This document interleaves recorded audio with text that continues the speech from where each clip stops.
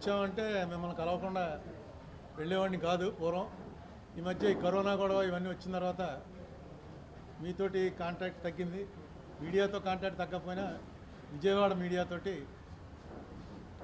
విజయవాడలో మీడియా అంటే డెఫినెట్గా హైదరాబాద్ కన్నా చాలా ఇంపార్టెన్స్ ఉండేది ఉమ్మడి రాష్ట్రంలో కూడా.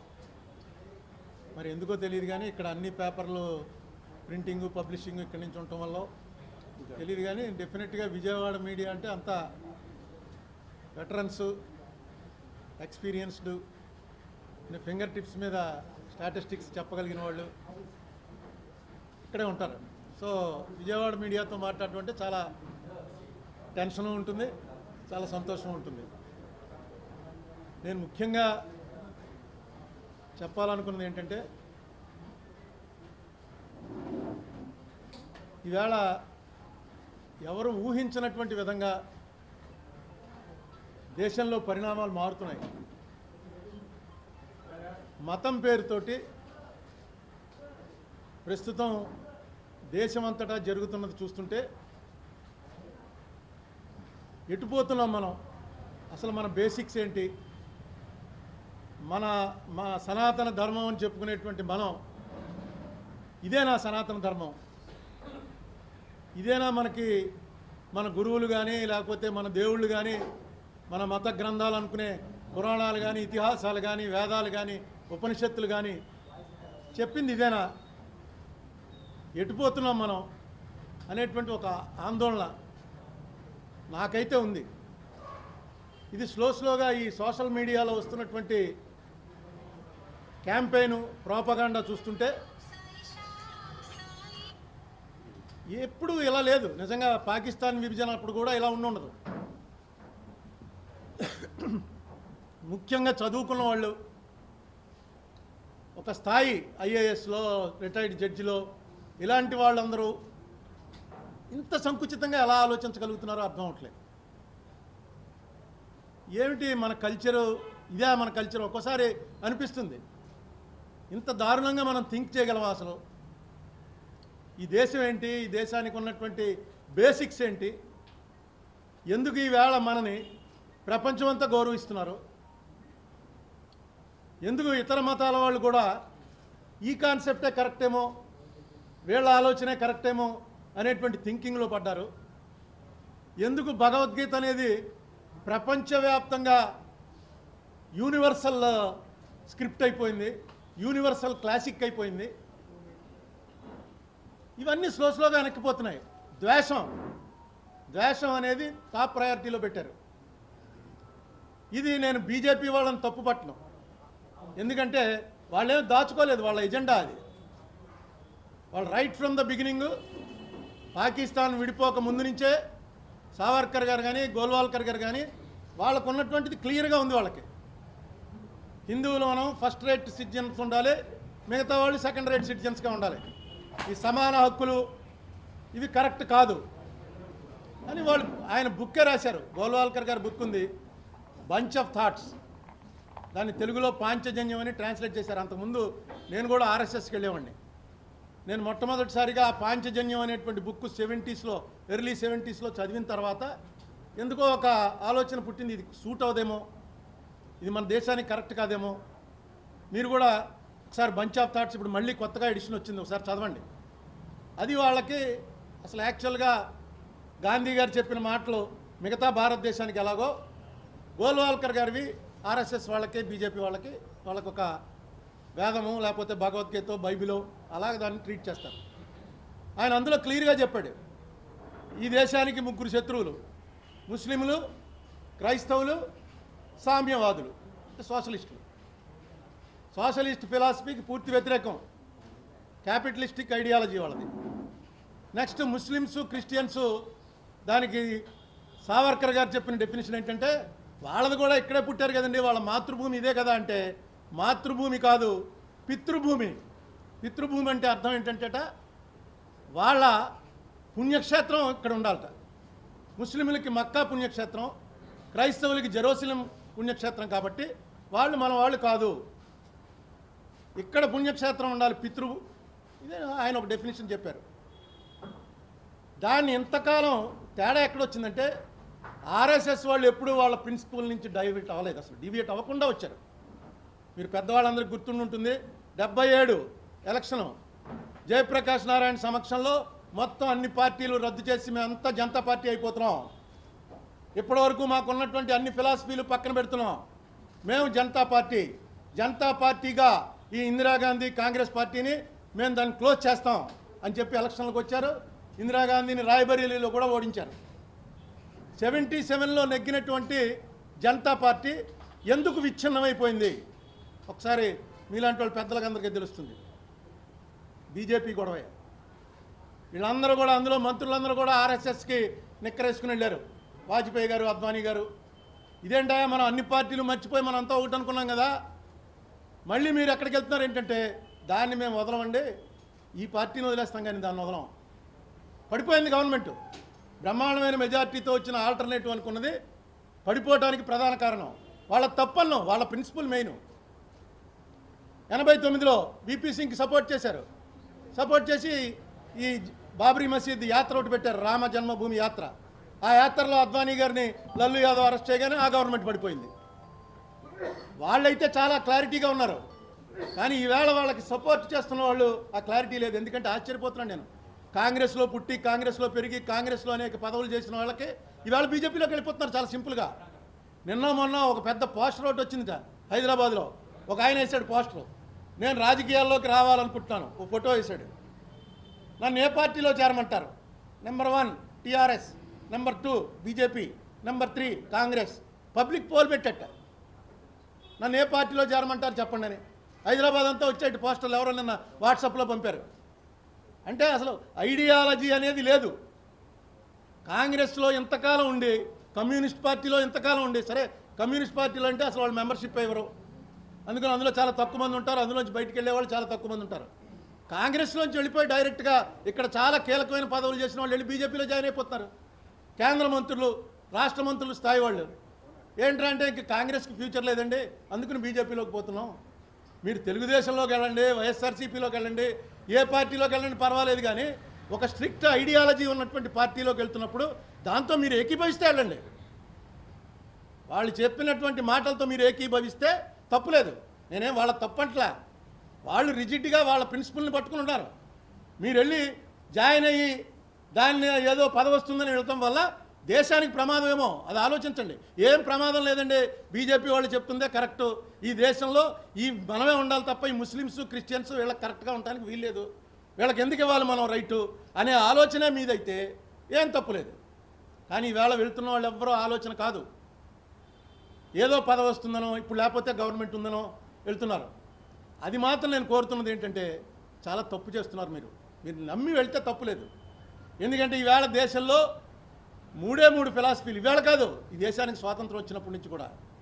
1 Congress philosophy secularism, 2 communist philosophy socialism, 3 BJP philosophy. BJP అంటే అప్పుడు జనసంఘ అనేవాళ్ళం, దాని ఫిలాసఫీ ఈ దేశం మనది, హిందువులది. ఈ హిందువులు అన్నదానికి డెఫినేషన్ దగ్గరే తేడా వచ్చింది. ఎందుకంటే మనది హిందుస్థాన్, పాకిస్తాన్, ఆఫ్ఘనిస్తాన్, ఇరాన్ పేరు అవెస్తాన్. సార్ నెట్లో చూడండి, తుజ్బెకిస్తాన్, కిర్గిజిస్తాన్, మొత్తం స్థాన్ అనేటువంటి ఉన్నవన్నీ కూడా మనమే. ఎందుకంటే స్థాన్ అనే పదం సంస్కృతం. వాళ్ళన్నీ ఈ దేశాలన్నీ కూడా ఒకప్పుడు మన కల్చరే, మారుతూ ఉంటాయి. మారుతుంటే కల్చర్ మారుతుంటే మతాలు మారిన దానికి మనకు అసలు అభ్యంతరమే లేదు. మన మతంలో భగవద్గీతలో కృష్ణుడు స్వయంగా చెప్పాడు, యో యో యామ్యాం తనుం భక్తః శ్రద్ధయార్చితుమిచ్చతి తస్య తస్యాచలాం శ్రద్ధాం తామేవ వితతామ్యహం. ఎవడెవడు ఏ దేవుణ్ణి పూజించాలనేటువంటి ఆలోచన వస్తుందో ఆ ఆలోచన కలిగించేది నేనే వాడిలో ఉండి నువ్వు ఈ దేవుణ్ణి పూజించరా, నువ్వు బైబిల్ తీసుకుని చర్చికి వెళ్ళు, నువ్వు మసీదుకి వెళ్ళు అన్నదానికి ప్రేరణ నేనే. సతత శ్రద్ధతాయుక్త తస్యారాధనం హేతే లభతే చ తతః కామాన్ మయేవ విహితాన్ హితాన్. ఆ విధంగా ఎవడైతే శ్రద్ధగా ఆ దేవుణ్ణి అంటే నేనే ప్రేరేపించినటువంటి దేవుణ్ణి పూజిస్తాడో అతనికి కావలసినటువంటి కామ్యార్థ సిద్ధి అంతా కూడా ఆ దేవుడి ద్వారా నేనే ఇస్తాను. ఇది మన భగవద్గీత. నువ్వు ఎవరిని పూజించావు అన్నది అసలు ఇర్రెలవెంట్ మనకి.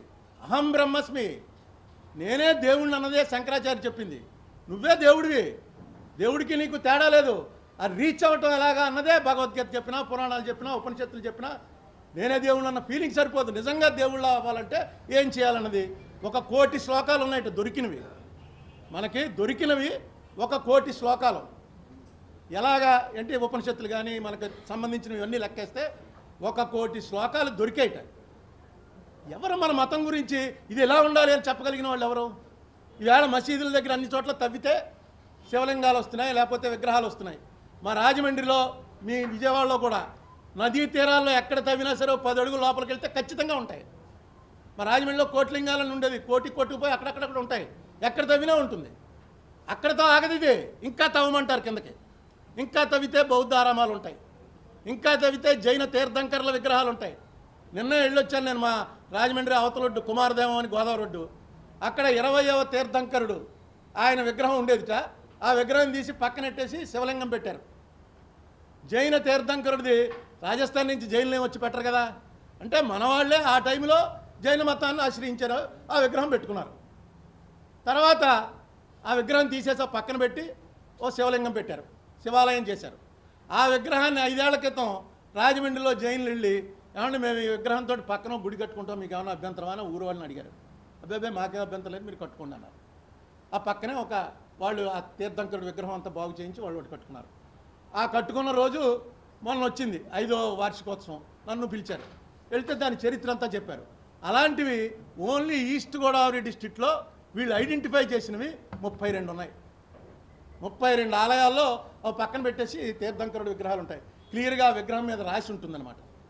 ఎలా చెప్పగలరా అంటే ఆ విగ్రహం మీద రాసి ఉంటుంది, ఎన్నో తీర్థంకరుడో వాళ్ళ భాషలో వాళ్ళు చెప్పారు. ఇదంతా మన కల్చరు. మొన్న గులాం నబీ ఆజాద్ చెప్పాడు, మేము భట్లండి బ్రాహ్మణం అని. ఎప్పుడో 300-400 ఏళ్ల క్రితం కన్వర్ట్ అయిపోయారు. వాళ్ళు పండిట్సే. షేక్ అబ్దుల్లా వాళ్ళు బ్రాహ్మిన్స్, వాళ్ళైతే 150 ఏళ్ల క్రితమే. ఇంతెందుకు, పాకిస్తాన్ గురించి ఇంత గొడవ చేసిన మహమ్మద్ అలీ జిన్నా గారి తాత పేరేంటి రాసుకుని వచ్చాను, ఉపయోగపడుతుందని. ప్రేమ్జీ భాయ్ మేఘజీ టక్కర్ అంటే లోహానా రాజ్పుట్స్ అంటే ఎవరు? రఘువంశం. శ్రీరాముడు ఇక్ష్వాకుల వంశం ఉంది, ఆ వంశం వీళ్ళు. ఈ టక్కర్ గారు వాళ్ళు ఏంటంటే strict vegetarians. Even though they are Rajputs, very strict vegetarians.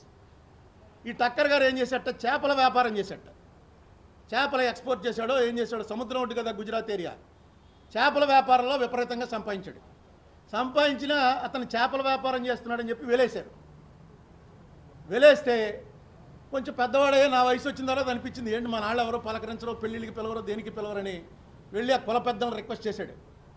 ఏమంటే నన్ను వెనక్కి తీసేసుకో, నేను చేపల వ్యాపారం చేశాను కానీ ఎప్పుడు నేను మాంసం తినలేదు, నన్ను ఎందుకు ఎలా చేశారు మీరు అని చెప్పి బతిమాలితే కుల పెద్దలు ఒప్పుకోబోయేటప్పటికి అతను దిగులు పెట్టుకున్నాడు.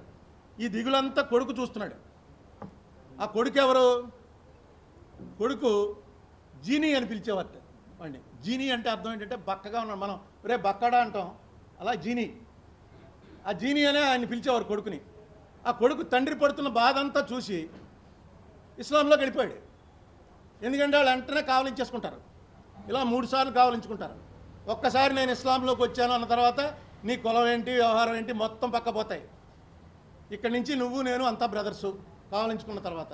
అందుకే ఇస్లాము ఆఫ్రికన్ కంట్రీస్ అన్నింటిలో స్ప్రెడ్ అయిపోయింది. వాళ్ళందరినీ వేరువేరుగా చూస్తున్న వాళ్ళందరినీ కూడా కావలించుకోవడం. వివేకానందుడు క్లియర్గా చెప్పాడు, టచ్ మీ నాట్ ఉద్యమంలో మన మతం వెళ్తోంది, ఆలింగన ఉద్యమంలో వాళ్ళ మతం వెళ్తోంది, ఎవడో మిగలడా ఈ దేశంలోనూ. వాళ్ళే మెడ మీద కత్తి పెట్టి ఇస్లాంలో చేర్చట్లా, ఆలింగనం చేసుకుని చేరుస్తున్నారు. మనం ఏం చేస్తున్నాం అని వివేకానందే సాక్షాత్తు మనం ఎవరినైతే ఇవాళ ఒప్పుకుంటామో ఆ వివేకానందుడే చెప్పాడు. ఆ జిన్నా అనేవాడు మేఘ్జీ టక్కర్ మనవడు, తన తండ్రే కన్వర్ట్ అయింది. వాళ్ళు ఏం వంశపారంపర్యంగా ఏం లేదు. ఈవేళ జిన్నా కూతురు వచ్చి కోర్టులో వేసింది, మొన్న చచ్చిపోయింది ఆవిడ 98 ఏళ్లకి. ఆవిడ ఇక్కడ కోర్టులో వేసింది ఏమని, జిన్నాకి ఇస్లాం లాస్ వర్తించవు, మా కుటుంబానికి ఇండియన్ హిందూ లాయే వర్తిస్తుంది తప్ప జిన్నాకి వర్తించదు అని ఆవిడ దానికి కారణాలన్నీ చెప్పి దాని ప్రకారం జిన్నా బంగ్లా ఏదైతే ఉందో బాంబేలో అది నాకు చెందుతుందని ఆవిడ కోర్టులో వేసింది. దీన్ని ఎంత సింపుల్గా యాంటీ ముస్లిం యాంటీ క్రిస్టియన్ అనే పద్ధతిలో తీసుకొచ్చే ప్రయత్నం చేస్తున్నారో ఆ పద్ధతి కరెక్ట్ కాదేమో అన్నది నా ఆలోచన. ఈ స్టేట్కి వచ్చి ఇంకా ఉపద్రవం ఏంటంటే ఈ స్టేట్లో మెయిన్ పార్టీలు వైఎస్ఆర్ కాంగ్రెస్, టీడీపీ, జనసేన 3 పార్టీలు బీజేపీకి సపోర్టే. వస్తే బీజేపీని ఒక్క మాట అనరు, ఇళ్ళు కొట్టేసుకుంటుంటారు కానీ బీజేపీని ఒక్క మాట అనరు. చంద్రబాబు నాయుడు గారు అధికారంలో ఉన్నప్పుడు వైఎస్ఆర్సీపీ తిట్టేది కేసులకి భయపడి నోరెత్తట్లేదని. ఇప్పుడు జగన్మోహన్ రెడ్డి నోరెత్తకపోతే వాళ్ళు తిడుతున్నారు కేసులకు భయపడి ఇతను నోరెత్తట్లేదని. సరే పవన్ కళ్యాణ్ అయితే ఆయన డైరెక్ట్గా వెళ్ళి బీజేపీలో జాయిన్ అయిపోయాడు, ఎలియన్స్ అయిపోయింది. నన్ను ఎందుకు మాట్లాడలేని పరిస్థితి స్టేట్లో వచ్చింది. కాంగ్రెస్ కమ్యూనిస్టు మాట్లాడినా 2 కలిపి 4% ఓట్లు లేవు. ఎందుకు ఈ పరిస్థితి వచ్చింది స్టేట్లో? ఇన్ ప్రిన్సిపల్ మీది రైట్, మీరు ఏంటి బీజేపీకి సపోర్టా వ్యతిరేకమా? మీరేమనుకుంటున్నారు? వేళ మన కల్చర్ ఏంటి? ఇప్పుడు జగన్మోహన్ రెడ్డి ఉన్నాడు, శుభ్రంగా పంచి కట్టుకుని అన్ని వెళ్ళి గుళ్ళు ఓపెన్ చేస్తున్నాడు, ఆవు పూజ చేస్తున్నట్టు మన వీడియోలో చూశాను. ఎవడన్నా కాదనగలమా మనం? నువ్వు క్రిస్టియన్ కదా, నువ్వు ఎలా చేస్తున్నావు అంటే అనగలమా? అనడానికి రైట్ లేదు. మన మతంలో అలా ఎక్కడా లేదు, వాడు చేయకూడదు వీడు చేయొచ్చని. క్రిస్టియానిటీలో జరగానే బొట్టు తీసేస్తారండి, బొట్టు పెట్టుకుని 2 ఆడపిల్లలు అంటారు. నేను చూసి స్టేట్లో అంత పెద్ద బొట్టు పెట్టుకున్న ఆవిడే ఉంది, విజయలక్ష్మి. ఆవిడ బైబిల్ ఎట్టు తిరుగుతోందని చెప్పి ఓడించేశారండి వైజాగ్లో అన్నారు. ఆవిడ పెట్టుకున్నంత బొట్టు ఎవరు పెట్టుకోరు. రాజశేఖర రెడ్డి బయటికి వెళ్తుంటే శకునం వస్తుంది, రాజశేఖర రెడ్డి బయట నుంచి వస్తే ఆరతిస్తుంది. అది మన కల్చర్ అండి. మన కల్చర్లో అందరూ కలిసిపోయారు. దీన్ని ఎందుకు విడదీసే ప్రయత్నం చేస్తున్నారు? ఆ విడదీసే ప్రయత్నంలో ఏ లెవెల్కి వెళ్తున్నారంటే సాఫ్ట్వేర్ రెవల్యూషన్ తర్వాత నాకు మొన్నే నేను నెట్లో చూసిన దాంట్లో నాకు తెలిసింది 1,20,00,000 మంది Indians through out the world ఉన్నారు. మామూలు పొజిషన్లో లేరండి. అమెరికాలో మైగ్రెంట్ ఇండియన్స్ ఈ మైగ్రెంట్ కమ్యూనిటీస్లో రిచెస్ట్ కమ్యూనిటీట. బయట నుంచి వచ్చి అక్కడ సెటిల్ అయినటువంటి కమ్యూనిటీస్ అన్ని దేశాల వాళ్ళలో అత్యంత ధనవంతులైనటువంటి వాళ్ళు శ్రీమంతులు ఎవర్రా అంటే మన ఇండియన్ కమ్యూనిటీ. ఇక్కడ ఇలా జరుగుతుంటే మొన్న న్యూయార్క్ టైమ్స్లో ఫ్రంట్ పేజీలో రాశారు ఒక ఆర్టికల్. ఏంటంటే ఇక్కడ ముస్లిం అన్నవాడిని పట్టుకుని కొడుతున్నారు. నిన్న ఏదో ఒక వీడియోలో వచ్చింది, ఒక జైన్ని పట్టుకుని లంపకాయలు కొట్టి చంపేశారు. మొత్తం మళ్ళీ వీడియో కూడా వాళ్ళే తీర్చుకున్నారు. వాడు ముస్లిం అనుకున్నారట. 70 ఏళ్ళు దాటున్నాయి, వాడికి మెంటలో పిచ్చింది, ఏం చెప్పలేకపోతున్నాడు. కొట్టి లంపకాయలు కొట్టి కొట్టి కొట్టి చంపేశారు. అతను ఏదో బీజేపీ కార్పొరేటర్ ఏదో ఊర్లో. అది నేను అనేది ఏంటంటే ఏమిటి సాటిస్ఫాక్షన్? ఎందుకు మతాన్ని ఇందులో లాగుతారు? ఇప్పుడు మోడీ గారికి మంచి మెజారిటీ వచ్చింది, రూలింగ్ మీద పెట్టచ్చు. ఆయన ఆర్థికంగా దెబ్బతిన్నాడు, ఎక్స్టర్నల్ అఫైర్స్లో దెబ్బతిన్నాడు, డిఫెన్స్లో దెబ్బతిన్నాడు. సుబ్రహ్మణ్య స్వామి చెప్పాడు 2000 కిలోమీటర్లు 2 ఏళ్ల క్రితం ఆక్యుపై చేసుకున్నారట చైనా వాళ్ళు. దాని గురించి మాట్లాడరే అని చెప్పి సుబ్రహ్మణ్య స్వామి పెట్టాడు ట్వీట్, వాళ్ళ పార్టీ వాడే. నిన్న వచ్చింది 25,600 కోట్ల డాలర్లు సెప్టెంబర్ ఎండింగ్లోగా పే చేయాలి వరల్డ్ బ్యాంక్కి. ఎక్స్టర్నల్ డెట్ అంటే వాయిదా వచ్చేసింది, పే చేయాలి. అమ్మేస్తున్నారు. ఎల్ఐసి అమ్ముదాం అంటే 10 రూపాయల షేరు 7 రూపాయలకు కూడా కొనడానికి ఎవడు రాలే. చెడి అమ్ముకోవడం అంటారు దీన్ని. అన్ని రంగాల్లోనూ ఫెయిల్యూర్లో పోతూ ఇది ఒక్కటే ఈ మతం అన్నదాన్ని ఎక్కించడానికి ట్రై చేస్తున్నారు. అది వాళ్ళకి ముందు నుంచి ఉన్నదే కాబట్టి వాళ్ళు మనం తప్పట్లేం. కానీ ఎవరైతే వెళ్ళి సపోర్ట్ చేయడానికి వెళ్తున్నారో వాళ్ళు పునరాలోచన చేయండి అని మాత్రమే చెప్తున్నాను నేను. ఆర్ఎస్ఎస్ వాళ్ళు చాలా మంచివాళ్ళుగా ఉంటారు, వాళ్ళ ప్రవర్తన చాలా బాగుంటుంది, వాళ్ళు పెద్ద కరప్షన్ వాటి జోలికి వెళ్ళరు, చాలా స్ట్రిక్ట్గా మినిమం డబ్బులతోటే బతుకుతారు, వాళ్ళు మెయింటైన్ అవుతారు. నా ఫ్రెండ్స్ ఆర్ఎస్ఎస్ ప్రచారకులుగా వెళ్ళిపోయిన వాళ్ళు ఉన్నారు, చాలా స్ట్రిక్ట్గా ఉంటారు. వాళ్ళు ఆకర్షిస్తారు, వీళ్ళు దేశం కోసమే బతుకుతున్నారు అనేటువంటి ఒక వాళ్ళని చూడగానే మనకు అనిపిస్తుంది. కానీ వాళ్ళ సిద్ధాంతం ఈ దేశానికి మాత్రం ప్రమాదం తెచ్చే సిద్ధాంతం. ప్రపంచవ్యాప్తంగా మనం ఐసోలేట్ అయిపోతాం, అది మన సిద్ధాంతం కాదు. మనల్ని ప్రపంచవ్యాప్తంగా లైక్ చేసేటువంటి పరిస్థితిలో మనం ఉన్నాం. ఈవేళ వరల్డ్ అంతా చూస్తుంది ఇండియా కేసి. ఇన్నాళ్ళు డెమోక్రసీ అలా ఏంటి? పాకిస్తాన్ ఏంటండి అసలు? పాకిస్తాన్ మనతో పాటే స్వాతంత్రం వచ్చింది, 71 దాకా ఎలక్షన్లో పెట్టుకోలేకపోయారు. 1971లో ఎలక్షన్ పెట్టుకుంటే ముజిబుర్ రహమాన్కి మెజారిటీ వస్తే బంగ్లాదేశ్ విడిపోయింది. మనకి వాళ్ళకి పోలికేంటి? ఎంత ఉందా దేశం? పాకిస్తాన్ అనేది బూచి కింద చూపిస్తూ ఏదో చేసేస్తారని వీళ్ళందరూ ముస్లింలు అయిపోతారట. అంత అపనమ్మకం ఏంటి? మన మీద మనకి నమ్మకం లేదా? ఎందుకు అయిపోతారు? అప్పుడు ఎందుకు అయ్యారో తెలుసుకుంటే ఇప్పుడు తెలుస్తుంది. ఎందుకు కన్వర్షన్లు జరిగాయి 100 ఏళ్ల క్రితం నుంచి, 150 ఏళ్ల క్రితం నుంచి. నువ్వు ముట్టుకోకుండా అన్టచబిలిటీ మెయింటైన్ చేస్తే ఎవడన్నా మనతో ఉంటాడా? ఎందుకు ఉంటారు? ఈ వాయిస్ రైజ్ చేయవలసినటువంటి అవసరం ఈ సెక్యులరిస్టులు ఎవరైతే ఉన్నారో వాళ్ళ మీద ఉంది. నేను ఈవేళ ఈ విజయవాడ మీట్ ద ప్రెస్ ద్వారా తెలియజేసేది ఏంటంటే, రండి బయటకు వచ్చి మీరు కూడా మీ మనసులో ఉన్నది చెప్పండి. ఈ ప్రచారం తప్పు, దీన్ని బ్రేక్ అయ్యండి అనేటువంటి ఒక మెసేజ్ ఈక్వల్గా వాల్యూమ్లో వస్తే తప్ప దేశానికి చాలా ప్రమాదం. ఎందుకంటే మన వాళ్ళందరినీ గెంటేసే జలసీతో ఉన్నారు. వైట్ కంట్రీస్ అన్నింటిలో కూడా ఇండియన్స్ వచ్చి అన్నీ ఆక్యుపై చేసేస్తున్నారని జలసీతో ఉన్నారు.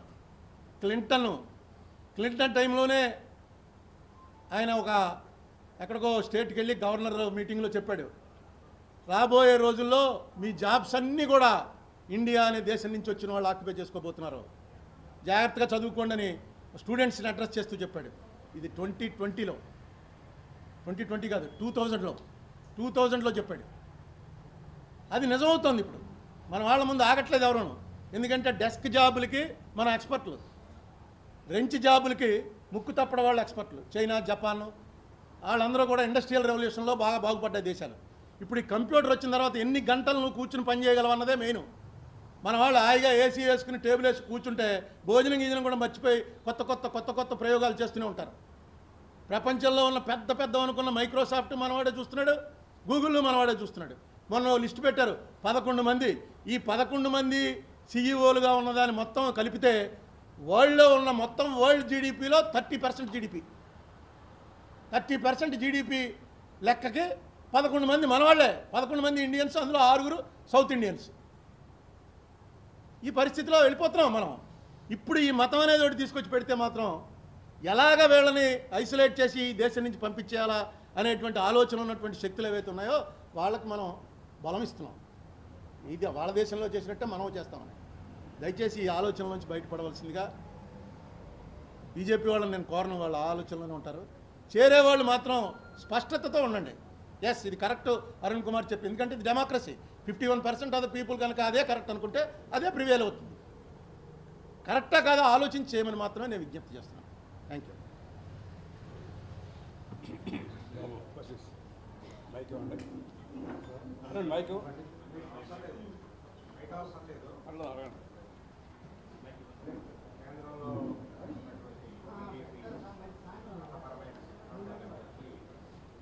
జగన్మోహన్ రెడ్డి గారు ఏం మాట్లాడేవాడో జగన్మోహన్ రెడ్డి గారి టైంలో చంద్రబాబు నాయుడు గారు మాట్లాడుతున్నారు. రెండింటికి ఏమీ తేడా లేదు. ఆయనేమో మేము యజ్ఞం చేస్తుంటే పైనుంచి వచ్చి మారీచుడు సుబాహుళ్లాగా మాంసం మొక్కలు వేసి యజ్ఞాన్ని పాడు చేస్తున్నారు అని చంద్రబాబు నాయుడు గారు అనేవారు. ఇప్పుడు జగన్మోహన్ రెడ్డి గారు అంటున్నాడు. ఈయన బాదుడని ఫస్ట్ మొదలెట్టింది వైఎస్ఆర్సీపీ. ఇప్పుడు చంద్రబాబు నాయుడు గారు బాదుడని ప్రోగ్రామే పెట్టేశాడు. అప్పుడు పోలవరం ఇదే పరిస్థితి, ఇప్పుడు అదే పరిస్థితి. అప్పుడు స్పెషల్ కేటగిరీ స్టేటస్ అదే పరిస్థితి, ఇప్పుడు అదే పరిస్థితి. అప్పుడు మనకు హైదరాబాద్ నుంచి రావాల్సిన ఆస్తుల పరిస్థితి అదే, ఇప్పుడు అదే పరిస్థితి. అంతా అదే సేమ్.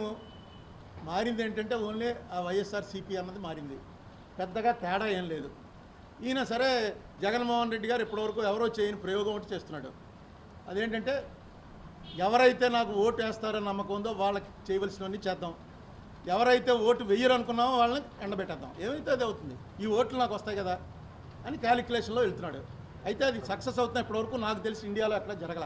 ఎందుకంటే గవర్నెన్స్ ఉండాలి, డెవలప్మెంట్ ఉండాలి, చారిటీ ఉండాలి. ఇది ఓన్లీ చారిటీ మీద పోతున్నారు.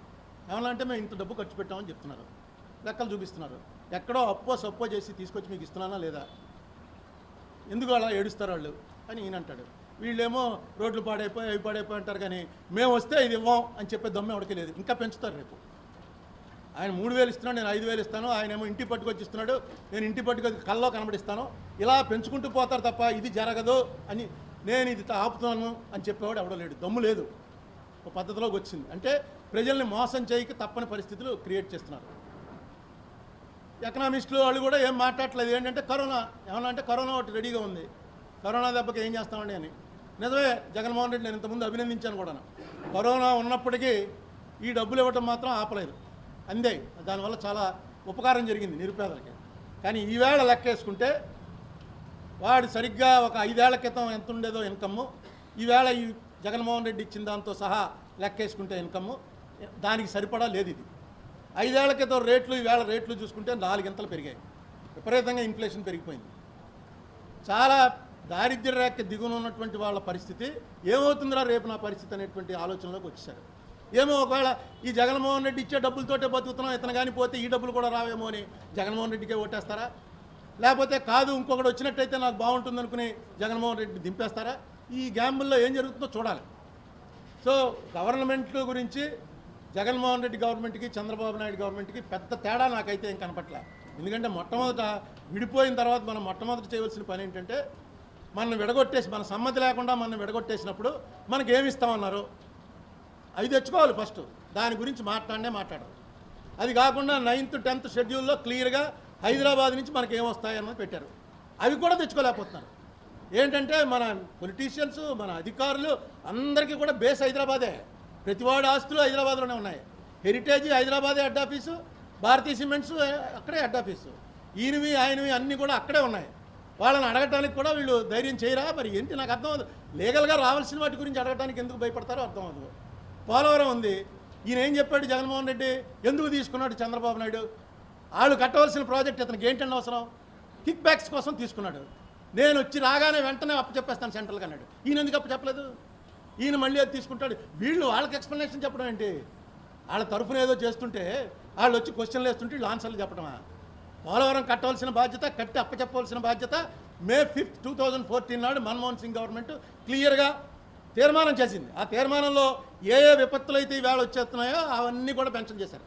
ముఖ్యంగా ఈ ల్యాండ్కి ఇవ్వాల్సినటువంటి కాంపెన్సేషన్ విపరీతంగా పెరిగింది కాబట్టి ఆ మొత్తం మనమే ఇవ్వాలి అని తీర్మానంలో ఒక సబ్జెక్ట్ పెట్టారు క్లియర్గా.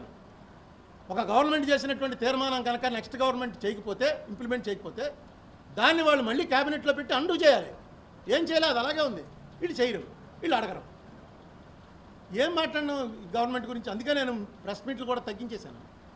ఎందుకంటే సబ్జెక్ట్ అన్నీ కూడా రోజు అందరికీ తెలుసున్నవే.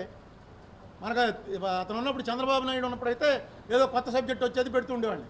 వాళ్ళు కూడా బూతులు తిడుతూ ఉండేవారు కౌంటర్. ఇప్పుడు వీళ్ళు ఏం మాట్లాడరు, సోషల్ మీడియాలో తిడతారు తప్ప బహిరంగంగా వచ్చి మాట్లాడరు. పోలవరం గొడవ ఏంటంటే అంటే పోయిందండి, కింద ఉన్నది డయాఫ్రమ్ వాల్ పోయిందన్నారు. డయాఫ్రమ్ వాల్ పోయిందని 2017లో నేను ప్రెస్ మీట్ పెట్టి ఫోటోలు చూపించి మొత్తం చూపించాను. తేలుతోని చూడండి ఇది డయాఫ్రమ్ వాల్ అని అనగానే అక్కడ కన్సర్న్ మినిస్టర్ గారు, ఎవరో తెలుగుదేశం మినిస్టర్ గారు, అన్నం తింటున్నాడా గడ్డి తింటున్నాడా అని అడిగాడు. అంటే నేను లేదండి ఈ మధ్య షుగర్ ఎక్కువ అన్నం తింటలేదు, మీరు చెప్పింది కరెక్టే, గడ్డిలాగే ఎదురు పెడుతున్నారు తింటున్నాను. అంతకన్నా ఏం చెప్తాం? డయాఫ్రమ్ వాల్ పోయిందని ఈవేళ గొడవ. డయాఫ్రమ్ వాల్ ఇవన్నీ మామూలు వాడు ఎవరికి అర్థమవున పదాలు ఇవన్నీ. దాన్ని ఏం చేయాలి, ఏం చేయాలన్న దాని మీద మళ్ళీ ఎవరో శ్రీరామ్ గారిని వచ్చి కమిటీ చేశారు. 3 నెలలు చూస్తారట, కట్టాలా వద్దా? నా ఉద్దేశం అయితే ఆ రోజున ఏదైతే చంద్రబాబు నాయుడు గారి మీద ఆరోపణ చేశానో అదే నిజమైంది. 41 మీటర్ల దగ్గర ఆనకట్ట కడతారు అంటే గ్రావిటీ మీద వాటర్ విజయవాడ వస్తుంది, వైజాగ్ వెళ్తుంది, రిజర్వాయర్ ఉండదు. అది ఎప్పుడో అనుకున్నారని నేను 2-3 సార్లు ఆరోపిస్తే వాళ్ళు తిట్టారు నన్ను, నువ్వేదో తప్పుడు ప్రజలను అలా చెప్తున్నావు ఇలా చెప్తున్నావు అని. అక్కడ పోలవరం రిజర్వాయర్ అనేది ఉండదు, కట్టే ఉద్దేశం లేదు. ఎందుకంటే 30,000 కోట్ల రూపాయలు కాంపెన్సేషన్ ఇవ్వాలి. ఇచ్చే ఉద్దేశం సెంట్రల్ గవర్నమెంట్కి లేదు, తీసుకోగలిగిన దమ్ము వీళ్ళకి లేదు. సో పోలవరం అనేది నేనైతే మెంటల్గా అది ఆనకట్టన్నా తొందరగా కట్టేస్తే బాగుండరని చూస్తున్నాను. 41.5 0.15 దగ్గరకో కడతారు. ఆ కాంటూర్లో వాటర్ సరిపోతుంది. ఇట్లా మాకు రాజమండ్రి ధవళేశ్వరం ఆనకట్ట ఉంది కదా, ధవళేశ్వరం ఆనకట్ట రిజర్వాయర్ 1.75 TMCA, కానీ మేము వాడుకునే వాటర్ 275 TMC. ఎందుకంటే ఆ డిస్ట్రిబ్యూటరీ కెనాల్ సిస్టమ్ ద్వారా మొత్తం అంతా వెళ్తుంది. దీన్ని కూడా అలాగే పెట్టి విజయవాడకు వస్తుంది వాటర్. వరదలు వచ్చినప్పుడు ఎక్కువ రావచ్చు, వరద తక్కువ ఉంటే తక్కువ వాటర్ వస్తుంది, మిగతా సముద్రంలో పోతుంది. అక్కడ నాకేమి ఇప్పుడున్న పరిస్థితుల్లో పోలవరం ఒక మాట మంచి కొత్త మినిస్టర్ ఒక మాట మంచిగా చెప్పాడు. ఏంటంటే ఇది ఎప్పుడు పూర్తవుతుందో నేను చెప్పలేను అన్నాడు. అంత మటుకు పోన్లే, ఎందుకు అబద్ధం చెప్పకుండా నిజం చెప్పేశాడు. అదే చాలు కదా.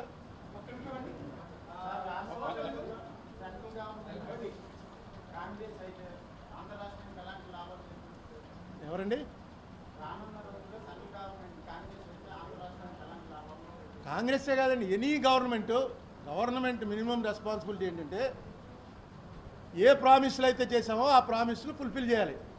ఆంధ్ర విషయంలో ఇంకా పెద్ద అప్లికేషన్ ఏంటంటే మనకి సమ్మతి లేకుండా అన్కాన్స్టిట్యూషనల్గా తలుపులు మూసేసి, తలుపులు మూయటం ఏంటంటే ఎప్పుడైనా తలుపులు మూస్తారు కదా అని పెద్ద వాళ్ళు అంటారు. ఇంకేం చెప్పను నేను. తలుపులు ఎప్పుడు మూస్తారు? ఓటింగ్ ఉంటే మోస్తారు, డివిజన్ ఉంటే మోస్తారు.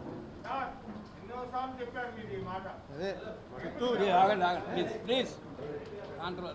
అది కూడా మనం తెచ్చుకోలేకపోతే కాంగ్రెస్ వస్తుందా, గవర్నమెంట్ బీజేపీయే కంటిన్యూ అవుతుందా?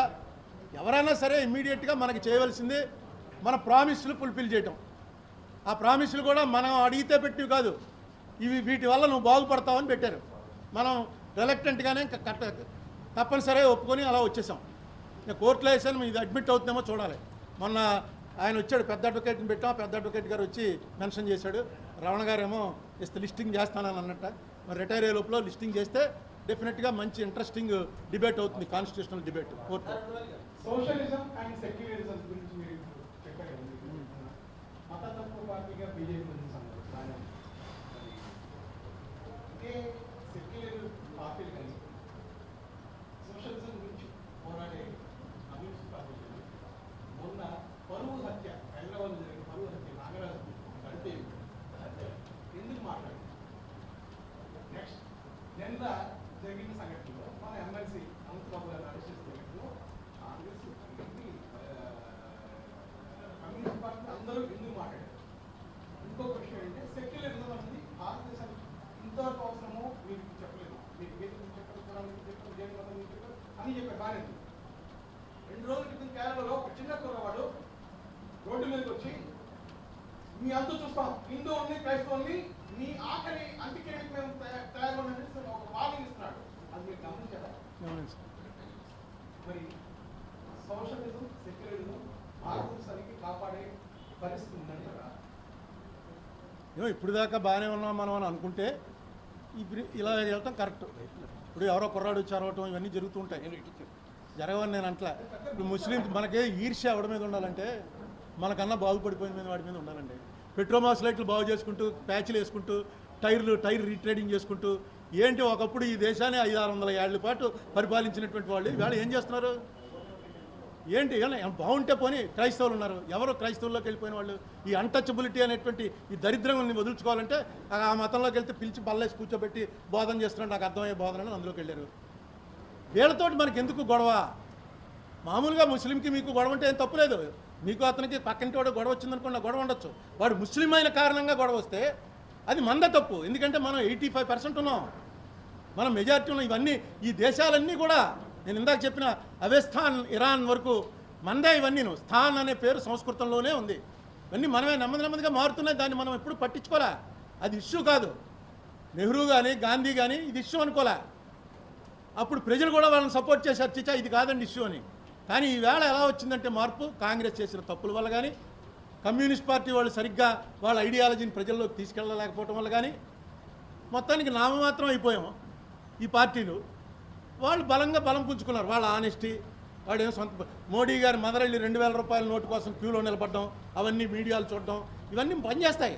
పనిచేసి వాళ్ళు కాంగ్రెస్ వాళ్ళు మొత్తం దోచేశారండి, వీళ్ళు చాలా బాగా చేస్తున్నాడు, మోడీ చూడండి అంత సింపుల్గా ఉంటాడో అన్నటువంటి. కానీ దాని వెనకాల ఉన్నటువంటి భయం ఏదో చెప్పాను నేను. అంటే ఎవరో మోడీ మీద నాకేం కోపం లేదు, లేకపోతే బీజేపీ వాళ్ళ మీద నాకేం కోపం లేదు. కానీ వెనకాల ఉన్న తెలుసుకుని వెళితే పర్వాలేదు. ఇప్పుడు మీరు అన్నారు ఎవడో వచ్చి కుర్రాడు ఇలా అన్నాడని అంటారు. ఇప్పుడు టెర్రరిస్టులు అంతా ఎవరు? ఎందుకయ్యారు టెర్రరిస్టులు? ఏమి చేయలేక. వాడు చచ్చిపోయినా పర్లేదు, ఏదో రకంగా నా ప్రతీకారం చూపించుకోవాలి. టెర్రరిజం అన్నది ఇక్కడుంది ప్రాబ్లము.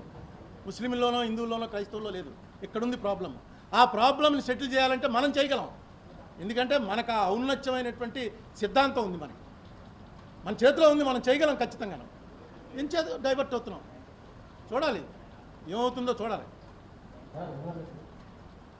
కాంగ్రెస్ ప్రభుత్వంలో ఒకసారి ఎంపీగా పనిచేసింది, తర్వాత తెలుగుదేశం ప్రభుత్వం కూడా చూశారు, ఇప్పుడు వైసీపీ ప్రభుత్వం చూస్తున్నారు.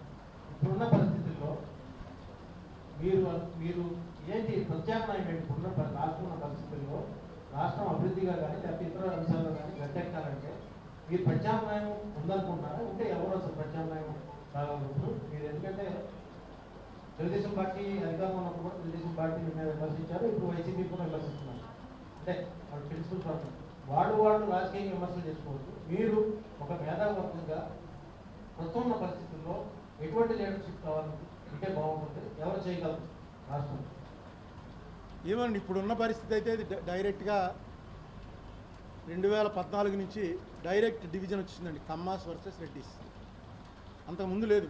టీడీపీ పార్టీ అందరూ ఉండేవారు, కాంగ్రెస్లోనూ అందరూ ఉండేవారు. కానీ 2014 తర్వాత ఒకసారి మీరు పాతకెళ్ళి చూసుకుంటే ఒక సంవత్సరం పద్మశ్రీలు పద్మవిభూషణలు అన్నీ కమ్మవాళ్ళే ఉన్నారు. గుర్తుందా? 7, 8 ఇస్తే మొత్తం అంతా కమ్మాస్కే ఉన్నాయి. ఇదేంటంటే అంటే అంతా వాళ్ళదే కదండి ఇంక ప్రభుత్వం అన్నారు. ఇప్పుడు రెడ్లు మొత్తం అన్నీ రెడ్లే ఉన్నారు. ఊరికే నామాత్రంగా వాడికి వీడి రాజ్యసభ పంపాను, వీడిని అక్కడికి పంపాను, కానీ ఇన్ఛార్జీలు ఏదైనా సరే మొత్తం అంతా రెడ్లే వీళ్ళు ఉన్నారు. దానికోసం వాళ్ళు ఏమి పూర్వం ఏంటంటే అట్లీస్ట్ చిన్న ముసుగేసుకుని ఉండేవాళ్ళం. నేను కాంగ్రెస్లో ఉన్నప్పుడు రెడ్ల పరిపాలనే, తెలుగుదేశం ఉన్నప్పుడు కమ్మవాళ్ళ పరిపాలనే, కానీ ముసుగుండేది బాహాటంగా లేదు. ఇప్పుడు ముసుగులు తీశారు. వీళ్ళిద్దరికీ ప్రత్యామ్నాయం అంటే నాకు ఎందుకో రాజగోపాలాచారి గారు నెహ్రూకి రాసిన లెటర్ గుర్తొస్తుంది. రాజగోపాలాచారి గారు నెహ్రూకి లెటర్ రాశారు స్వతంత్ర పార్టీ పెడుతూ. ఆయన ఏమని రాశాడంటే, ఈ దేశంలో డెమోక్రసీ గట్టిగా ఉండాలంటే ప్రశ్నించేవాడు ఉండాలి, అపోజిషన్ ఉండాలి. నిన్ను ప్రశ్నించేవాడు ఎవడో లేడు. నువ్వు మోస్ట్ గ్లామరస్ లీడర్ అయిపోయావు, అన్డిస్ప్యూటెడ్ లీడర్ అయిపోయావు. సో నిన్ను ఎవడో ప్రశ్నించలేకపోతున్నాడు. అందుకు నేను స్వతంత్ర పార్టీ పెడుతున్నాను నిన్ను ప్రశ్నించడానికి. ఏంటి వీళ్ళిద్దరూ వెరీ క్లోజ్ అయ్యింది అని స్వతంత్ర పార్టీ అని పెట్టాడు. ఆ లెటర్ చూడండి, నెట్లో ఉంది. ఎంత ఇంట్రెస్టింగ్ రాశాడంటే, ఈవేళ అలా ఎవడన్నా ఒకడు వచ్చి నేను ఎలక్షన్ నెగ్గడానికి నాకు ఓటేయకండి, నాకు ఓడిపోతాను, నేను ఒక్క 10% ఓట్లు ఇవ్వండి, ఎవడు అధికారంలో వచ్చినా సరే వాడిని తప్పు చేయకుండా వాచ్ డాగ్లా ఉంటాను, నేను వెనక నుంచి పొడుస్తూ ఉంటాను, నాకు అధికారం అక్కర్లేదు, నాకు ఎమ్మెల్యే 1, 2 వస్తే చాలు అసెంబ్లీలో ఉంటానికి, కానీ ఓట్లు 10% రాకపోతే మాత్రం అనవసరం, ఎందుకంటే people are not with me, ఉండలేను అని ఎవడన్నా ఒక గ్లామర్ ఉన్నటువంటి వాడు ఒక లీడర్ కనుక వచ్చి ప్రపోజ్ చేస్తే డెఫినెట్గా మీలాంటి వాళ్ళు రెడీగా ఉన్నారు. వీడు నెగ్గపోయినా ఓటు అడుగుతున్నాడు కాబట్టి వీడికి వేద్దాం, వీడు ఉంటాడు మన క్వశ్చన్లు అన్నిటి చేయడానికి. ఇవాళ ఎంత సింపుల్ అయిపోయిందండి. నేను చెప్పాను, ఎవరో మీడియాలో కానీ మేధావులు కానీ ఎవడో నన్ను సపోర్ట్ చేయలే. నేను ప్రపోజల్ చెప్పాను 4 ఏళ్ల నుంచి 40 సార్లు చెప్పుకుంటాను. ఇప్పుడు స్టేట్ బ్యాంక్ ఉంది, ఆంధ్ర బ్యాంక్ ఉంది, ఆంధ్ర బ్యాంక్ లేదురండి తీశాను. ఈ బ్యాంకుల్లో రాత్రి మొత్తం డబ్బుల విషయం తేలితే కానీ వాడు బ్యాంకు తాళం వేసుకెళ్ళడానికి లేదు. మొత్తం ఎంతమంది డిపాజిట్లు అయ్యాయి, ఎంతమంది అప్పులు తీసుకెళ్లారు, ఎంత బయటికి వెళ్ళింది, ఎంత లోపల వచ్చింది, మొత్తం పూర్తి చేసుకుని ఇన్ని వేల కోట్ల రూపాయలు ట్రాన్సాక్షన్స్, లక్షల కోట్లు ట్రాన్సాక్షన్ జరుగుతుంటే అన్ని బ్యాంకులు అవి మెయింటైన్ చేయగలిగినప్పుడు ఈ గవర్నమెంట్లు ఎందుకు మెయింటైన్ చేయలేవు? నేను సాఫ్ట్వేర్ ఇంజనీర్తో కొంతమందితో మాట్లాడాను. వాళ్ళు అన్నారు, ఇది ఆల్రెడీ ఉందండి సిస్టము, ఆ పాస్వర్డ్ తీసేస్తే, ఇప్పుడు ఇంజనీరింగ్ పోలవరం ఉంది, పోలవరం వాళ్ళ వెబ్సైట్లో పాస్వర్డ్ ఉంటుంది, దానికి ఎస్సీలకి సిఈలకి వాళ్ళకే ఉంటుంది లోపలికి వెళ్ళి చూసుకోవడానికి. ఆ పాస్వర్డ్ తీసారనుకోండి, మనం ఎలా కొడితే పోలవరంలో ఈవేళ ఎంత డబ్బులు ఎంత పే చేశారు, ఎంతమంది అక్కడ కూలీలను పెట్టారు, ఎన్ని సిమెంట్ వేశారు, ఎంత కాంక్రీట్ వేశారు, మొత్తం అంతా వచ్చేస్తుంది. అలాగే పంచాయతీరాజు ప్రతి డిపార్ట్మెంటు సాయంకాలం అయ్యేటప్పుడు, పోనీ సాయంకాలం పెట్టలేరు, వీక్లీ ఒకసారి పెట్టండి, మీ గవర్నమెంట్కి ఎంత డబ్బు వచ్చింది, ఎంత ఖర్చు పెట్టారు, ఎవరికి ఖర్చు పెట్టారు, ఎలా ఖర్చు పెట్టారు, ఎవరి ద్వారా ఖర్చు పెట్టారు, టెండర్ పిలిచారు, టెండర్ పెట్టండి. ఇప్పుడు పెడుతున్నారు, ఖచ్చితంగా అందరికీ చూపించేలా పెట్టండి. మీరు కాగితం పెట్టారు, మీ ఇంటి దగ్గర కాలువ ఎవడో తొడవట్లేదు, కాగితం పెట్టారు, వెంటనే ఆ కాగితం వెబ్సైట్లో పెట్టండి. దానికి మున్సిపాలిటీ వాళ్ళు ఏమి రిప్లై ఇచ్చారు, ఆ రిప్లై కూడా వెబ్సైట్లో పెట్టండి. వీటికి ఏమీ ఖర్చు అవ్వదు. ఇప్పుడు ఉన్నటువంటి మెకానిజం చాలు, ఆ పాస్వర్డ్స్ తీసేసి పబ్లిక్ డొమైన్లో పెట్టేయడమే. ఇది నేను అనేక సార్లు చెప్పాను, ఎలక్షన్ మేనిఫెస్టోలో పెట్టండి బాబు అని చెప్పి 2-3 పార్టీలు పెద్దలు కూడా అడిగాను. అడిగితే వాళ్ళు చాలా బాగుందండి చాలా బాగుందని అంటారు, కానీ తర్వాత చెప్తారు ఎందుకురా ఇంక పరిపాలన మనకి అన్నీ అందరికీ తెలిసిపోతే ఇంక మనం ఏం చేస్తాం, ఎందుకు తెలియకూడదు అంటున్నాను. అందరూ ప్రజాసేవ కోసమే వచ్చారు కదా. ఈవెన్ ఆ కేజ్రీవాల్ గారు కూడా పెట్టలే, అంతకుముందు కమ్యూనిస్టులు కేరళలో వాళ్ళు పెట్టలే, ఆనెస్టే వీళ్ళు. నాకు అర్థం అవుతుంది ఇదేంటి చాలా సింపుల్గా డెమోక్రసీ డెఫినేషన్ మారిపోతుంది, మొత్తం మనం అందరం రూలింగ్ అయిపోతాం, మనమే యాక్షన్. 15 రోజులు అయింది మా ఇంటి దగ్గర కాలువ దుడిచి ఎవడో పెట్టమంటే ఇగో పంపిస్తున్నానని రిప్లై పెట్టాడని ఇప్పటివరకు రాలేదు, కాలువ ఫోటో తీస్తారు పెడతారు, అందరూ చూస్తారు మొత్తం కంట్రీ అంతాను, దానికి ఏమీ ఖర్చు లేదు. ఎందుకో ఎవరికి ఇష్టం, ఎవడు ఇంతమంది మాట్లాడుతుంటారు. నేను మాట్లాడిన ఏదో టీవీ ఛానల్లో నేనే అడిగాను కొంచెం డిస్కషన్ పెట్టుకుని అని, ఆ యాంకర్ అలా ఎత్తాడు, ఎత్తగానే ఆయన ఇలాగే చెప్తూ ఉంటాడు కానివ్వండి, ఆయన దానికి సమాధానం చెప్పలేదని అలా పోయింది. దీని మీద ఆ యాంకర్ కూడా ఇష్టపడలేదు, ఏమో అతనికి చెవుల్లో చెప్తారు, ఏయ్ అనవసరమని పట్టుకోక ఆయన. మేనేజ్మెంట్ ఉంటారు, మేనేజ్మెంట్లు అందరూ ఎవరో తెలుసుగా మనకి. ఇప్పుడు మొత్తం మేనేజ్మెంట్లు అంతా కూడా ఓన్లీ క్యాపిటలిస్ట్లో మేనేజ్ చేస్తున్నారు మీడియాని. ಮತ್ತೆ ఇది పద్ధతి తప్పదు. దీంట్లో ఎవడైతే కొంచెం చదువుకుని ఉన్నామో మనలాంటి కొంచెం వరల్డ్లో ఏం జరుగుతుందో తెలిసిన వాళ్ళు ఉన్నామో, ఇండియన్ డెమోక్రసీకి ఖచ్చితంగా కావాల్సింది ఏంటంటే, ఇంత సాఫ్ట్వేర్ రెవల్యూషన్లో 60% షేర్ తీసుకున్న మన కంట్రీ ఖచ్చితంగా మొత్తం పబ్లిక్ డొమైన్లో పెట్టేయండి అని అడగాలి. పబ్లిక్ డొమైన్లో ఎవడో పెడతానంటే వాడికి ఓటేస్తాను అని ఎవరో ఒకరు ఊర్లో 10 మందో 20 మందో చెప్పగలిగితే ఒక ఇది స్టార్ట్ అవుతుంది. నువ్వు పరిపాలన అనేది పారదర్శకత అంటే అది ఈజీగా చేయగలిగి. పూర్వం అయితే కష్టం, ఇప్పుడంతా చేతిలో వచ్చింది, ఫోన్లో వచ్చేసింది కదా, మొత్తం వెంటనే చూసుకుంటాం. అడుగురు కానీ అందరికి వస్తుంది ప్లీజ్ అందరు. ఈ పార్టీల్లో నేర స్వభావం ఉండే వ్యక్తులు పార్టీలకు అవసరమా? వీళ్ళని తొలగించకుండా ఈ పార్టీలు ప్రక్షాళన చేయకుండా ఉండవా? కష్టం అండి. నేర స్వభావం ఉన్న వాళ్ళని పబ్లిక్ అంగీకరిస్తున్నారు, ఏం చేయలేం. జనరల్గా మీకు తెలుసున్నటువంటి మీరు మీడియా కదా తెలిసి ఉంటుంది. జనరల్గా ఈ రౌడీలు, యాంటీ సోషల్ ఎలిమెంట్స్ వాళ్ళని చూడండి, వాళ్ళ మనిషి కోసం ఏమైనా చేస్తారు. వాడి మనిషి కాపాడుకోవటం కోసం వాళ్ళు దేలుగోటు ఎనీ ఎక్స్టెంట్. అది ఒక రకంగా లీడర్షిప్ కింద లెక్కిస్తారు మామూలు జనం. అలాంటి వాడి దగ్గర ఆశ్రయిస్తే మనకేమన్నా పని జరుగుతుంది. కానీ ఈవేళ కోర్టులో జడ్జి గారు మా రాజమండ్రి దగ్గర ఒక ల్యాండ్ డిస్ప్యూట్ వస్తే రోడ్డు దగ్గరికి వచ్చాడు జడ్జి గారు. ఏదైనా గొడవ కొంచెం చూసి పెట్టవా అని. ఆ జడ్జి గారు నాకు తెలిసినాడు, ఇదేంటా నువ్వు పోలీసు వాళ్ళ వల్ల కాదు, కానీ ఆడు అయితే ఇమ్మీడియట్గా ఇటు వెళ్ళాడంటే భయపడతాడు. ఏం చెప్తాం, ఎక్కడ నేర చరిత్రలు ఎక్కడ కంట్రోల్ చేయగలం? ప్లీజ్ మైక్ తీసుకో మైక్ అట్లేమా వస్తారు అందరికి వస్తుందండి అందరికి మాట.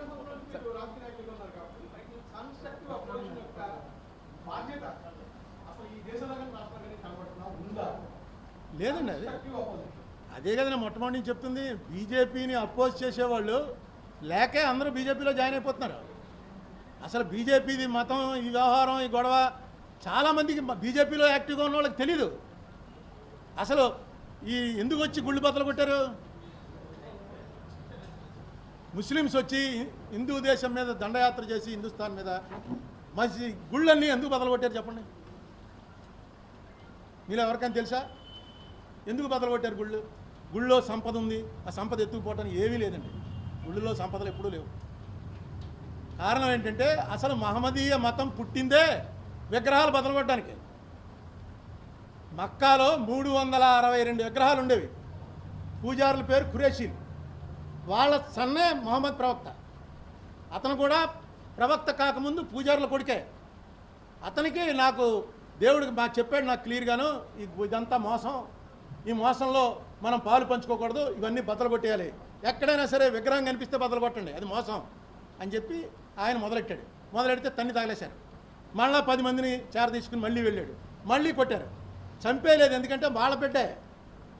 అలా కొట్టి ఆఖరికి వెళ్ళి ఆక్యుపై చేసుకున్నాడు మక్కాని. చేసుకుని అన్ని విగ్రహాలు బద్దలు కొట్టేశారు. ఆ బద్దలు కొట్టేస్తున్నప్పుడే మన అని ఒక విగ్రహం ఉంది, మనత్ అంటారు. అది మా 3 ఆడ విగ్రహాలు అవి, మనకి బ్రహ్మ విష్ణు మహేశ్వరులాగా. అందులో మెయిన్ విగ్రహం ఆ మన్నత్ అన్న విగ్రహాన్ని బద్దలు కొట్టకుండా పట్టుకెళ్ళి సోమనాథ్లో దాచేశారని చెప్పి ఒక టాక్ట. అది బద్దలు కొట్టడం లేదండి, కురేషీలు పట్టుకెళ్ళిపోయి సోమనాథ్ని అక్కడ దాచేశారండి. అందుకే సోమనాథ్ దేవాలయం మీద గజనీ మహమ్మద్ అన్నిసార్లు కొట్టాడు. కొట్టి అక్కడ ఉన్నవన్నీ బద్దలు కొట్టి తీసుకెళ్ళి మెట్లు చేయించుకున్నాడు. ఇదంతా ఇందుకు కారణం ఏంటంటే ఆ మన్నత్ అనే విగ్రహాన్ని అక్కడికి తెచ్చారండి. విగ్రహం బద్దలు కొట్టడం అనేది ఇస్లాం యొక్క ప్రధాన కర్తవ్యం, ధర్మం. ఆ వేళ దానికి అతను ఎందుకు స్ప్రెడ్ అయింది అంటే ఆ రోజుల్లో ఈ గుంపు ఆ గుంపు మీద, ఆ గుంపు ఈ గుంపు మీద వెళ్ళటం, దాడి చేయటం, డబ్బులు లాగేసుకోవటం, వాళ్ళని బానిసలు చేసుకోవటం, ఆడవాళ్ళని రేప్ చేయటం, ఇవన్నీ సహజంగా ఉండేవి. ఇక్కడ కూడా చిన్న చిన్న చిన్న చిన్న రాజ్యాలు. ఆయన ఏం చేశాడంటే ప్రవక్త ఎవరినైతే జయించాడో ఆ జయించిన వాళ్ళని చంపేసి వాళ్ళ ఆడవాళ్ళని రేప్ చేస్తుంటే ఆపాడు. తప్పు, కావలించుకుందాం, మన మతంలోకి వస్తారా? మా మతంలోకి మాతోటి సోదరులు అయిపోతారు, మీ ఆస్తులు మీవే, లేదా మీకు మొత్తం అన్ని ప్రతీకారం అలా జరుగుతుందో అలా జరుగుతుంది, ఏం చేస్తావు అంటే అందరూ ఇది బాగానే ఉంది. రాజుగారు మనల్ని జయించిన వాడు బానిస చేసేసుకుంటాడు అనుకుంటుంటే వచ్చి కావలించుకునే మతంలోకి తీసుకున్నాడు. ఇస్లాంలో జాయిన్ అయ్యారు, స్ప్రెడ్ అవుతూ వచ్చింది. మహమ్మద్ అలీ ఎందుకు వెళ్ళిపోయాడు? మహమ్మద్ అలీ వెళ్ళిపోయాడు ఇస్లాంలోకి, బాక్సర్ మహమ్మద్ అలీ. మనకి ఇక్కడ రెహమాన్, మ్యూజిక్ డైరెక్టర్ రెహమాన్, అతనే వెళ్ళాడు. వాళ్ళ మదర్ వాళ్ళు కాదు, వాళ్ళు హిందువులే. అతని పేరు కూడా శివశంకర ఏదో ఉంది. ఏదో అందులో నచ్చింది, ఇది కరెక్ట్గా ఆలింగనం చేసుకోవటం, క్యాస్ట్ ఫీలింగ్లు ఉండవు, అంతా మనమంతా ఒకటే అనే ఒక ఫీలింగ్. వివేకానందుడు రాస్తాడు, నీగ్రోని ఎవరినైతే ఆఫ్రికన్ బ్లాక్ని తీసుకొచ్చి బానిసగా తెచ్చుకున్న వాడు కనుక నేను ఇస్లాం స్వీకరిస్తున్నాను అంటే ఖలీఫా కావలించుకుని ఎలిజిబుల్ అయితే కూతురుని ఇచ్చి పెళ్లి చేస్తాడు. ఇది ఎక్కడ అమెరికాలో చెప్పాడు స్పీచ్. నువ్వు నీ పక్కన చర్చిలో ఓ బ్లాక్ని కూర్చోబెట్టుకుని నువ్వు ప్రేయర్ చేయగలవా అని అడిగాడు వైట్స్ని. అది ఇస్లాం గొప్పతనం. అందుకనే అది పెరిగింది, ఇస్లాం పెరిగింది. మనం విగ్రహారాధన అనేది మనకి జెనెటిక్. మనకు అలా విగ్రహం తయారు చేసేటప్పుడు ఎన్ని సుత్తులు మనం ఎదుర్కొండానే కొడతాడు. ఒరే ముక్కు కొంచెం సెట్ చేయాలంటే ముక్కు పట్టేయాలని కొడతాడు. ఎందుకంటే దేవుడు లేడప్పుడు. ఒకసారి అక్కడ ప్రాణ ప్రతిష్ఠ అంటూ జరిగిన తర్వాత మన లెక్క ప్రకారం దేవుడే అది బద్దలు కొట్టడం వల్ల మనకు కోపం ఉంది. బాబర్ నామా అని ఉంది, చదవండి, నెట్లో ఉంది అది కూడాను. బాబర్ నామాలో చెప్పాడు హుమాయూన్కి, నువ్వు విగ్రహాల జోలికి వెళ్ళకో, ఆవు జోలికి వెళ్ళకో, ఈ దేశాన్ని మనం పరిపాలించాలంటే ఈ రెండు ఖచ్చితంగా పాటించు. అందుకే వాళ్ళు ఎక్కడ విగ్రహాలు బద్దలు కొట్టేవారంటే ఏ రాజు అయితే వాళ్ళకి వ్యతిరేకించేవాడో వాళ్ళ విగ్రహాలు బద్దలు కొట్టేవారు.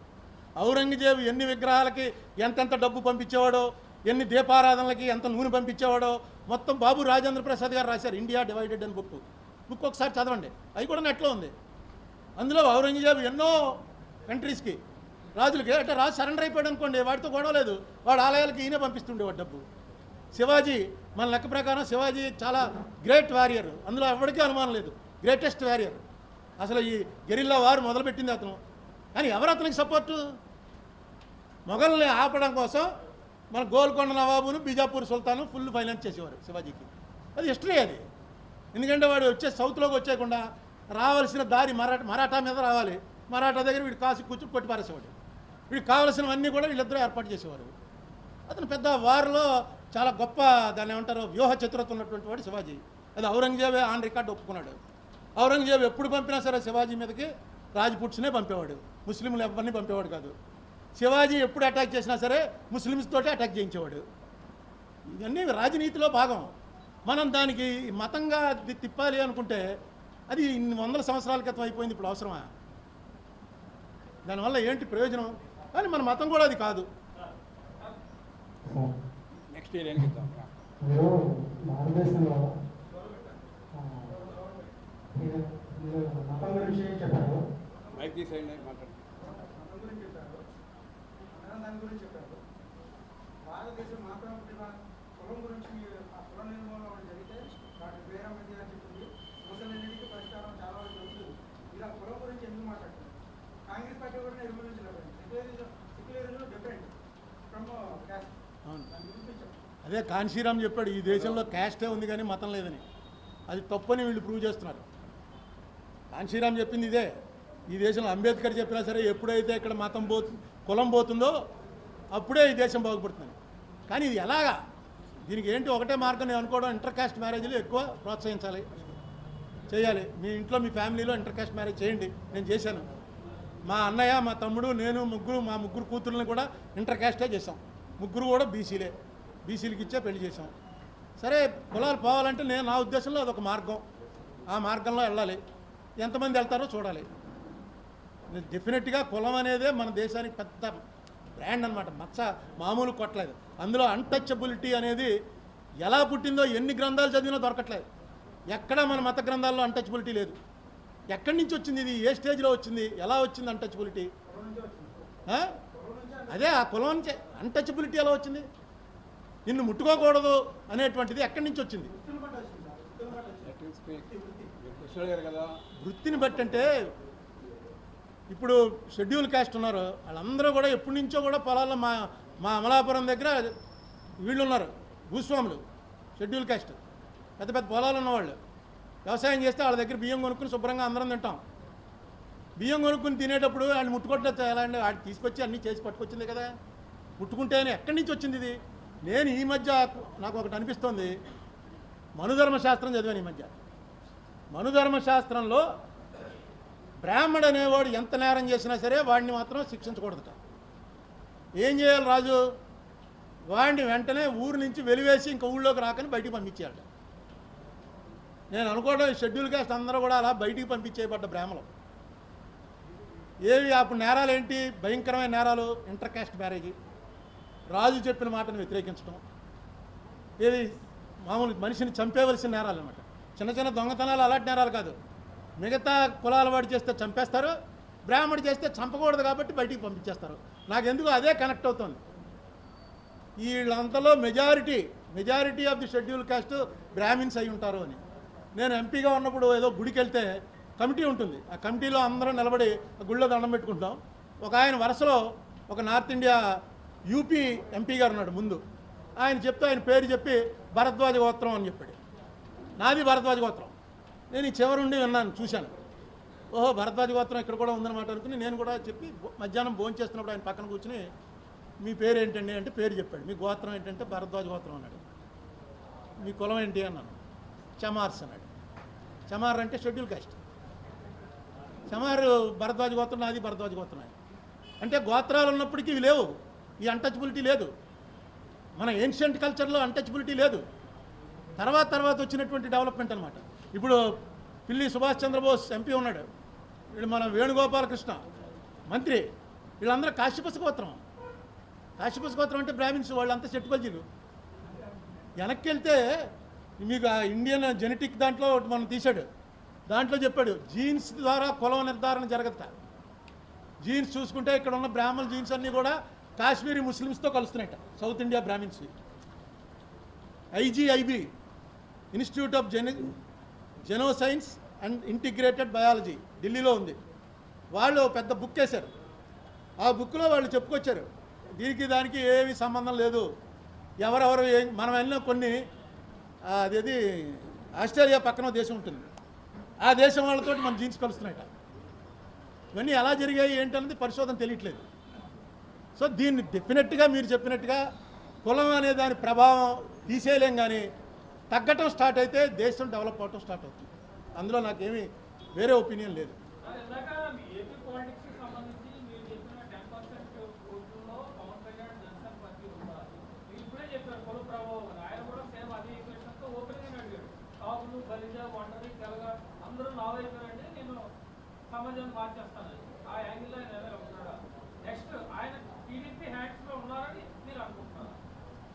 మొట్టమొదటిది ఈయన ఇలాగా కాపులు అందరూ నా వెనకాల రెండని అన్నది నేను వినలేదు.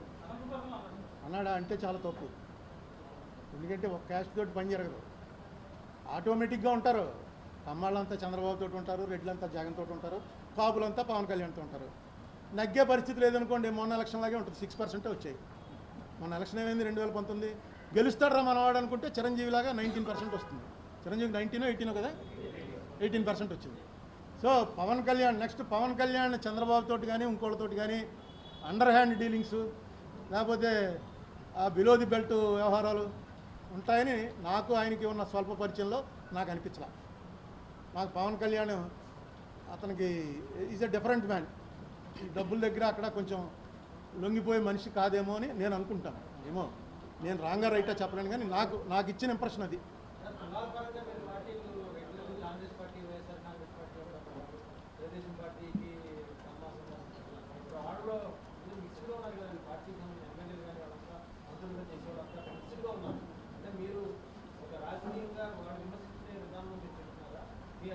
కాదండి, మామూలుగా ఇవన్నీ కూడా ఏంటంటే sole trader, proprietary concerns. Jaganmohan Reddy ఏమనుకుంటే అదే అవుతుంది. మంత్రులు ఉండండి, ఇంకోళ్ళు ఉండండి, ఎవరు ఉన్నప్పటికీ జగన్మోహన్ రెడ్డి ఇక్కడ, చంద్రబాబు నాయుడు అక్కడ, పవన్ కళ్యాణ్ అక్కడ. వాళ్ళు ముగ్గురు చెప్పినట్టు నడిచేవాడే వాళ్ళ పార్టీలో ఉంటారు, లేకపోతే బయటికి పోతారు. ఆ చెప్పే చంద్రబాబు నాయుడు దగ్గర రెడ్లు ఉండొచ్చు, ఇక్కడ కమ్మాళ్ళు ఉండొచ్చు. ఇప్పుడు కమ్మాసిని ఈయన పూర్తిగా తీసినట్టున్నాడుగా, ఎవరిని పెట్టుకోలేదు. జగన్మోహన్ రెడ్డి అదో ప్రయోగం చేశాడు. కమ్మాసి అసలు మంత్రి లేకుండా ఎప్పుడూ లేదనుకుంటాను మన స్టేట్లో. ఎప్పుడు ఉందా? మిగతా సెక్షన్ లేకుండా చాలాసార్లు ఉన్నాయి. అలాంటి పోస్టులు ఇచ్చారు, అలాంటి పోస్టులు ఇచ్చారు, కానీ మంత్రులు ఇవ్వాల. నాకేనా ఇది?